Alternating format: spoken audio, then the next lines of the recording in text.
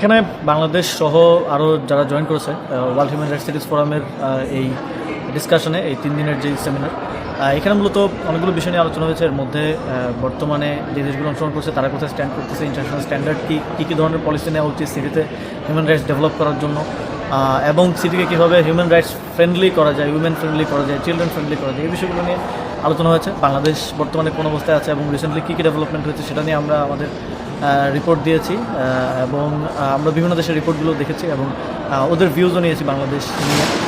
এবং এখানে বিভিন্ন হিউম্যান রাইটস অর্গানাইজেশন পৃথিবীর বিভিন্ন জায়গা থেকে তারাও পার্টিসিপেট করেছে, তারাও তাদের কথাগুলো বলেছে এবং কীভাবে কেস স্টাডিগুলো আমরা দেখছি যে কোন কোন দেশে কীভাবে এই বিষয়গুলো ইমপ্রুভ হয়েছে। ফলে এটা আমাদের জন্য একটা লার্নিং যে কীভাবে আমরা আমাদের সিটিগুলোকে আরও বেশি human rights friendly, women children friendly করতে পারি এবং আমাদের সিটির আরও ডেভেলপমেন্টকে কীভাবে মোর পিপল সেন্ট্রিক করা যায়। আর সেটা অন্যান্য দেশের কেস স্টাডি থেকে আমরা একটা লার্নিং পেয়েছি।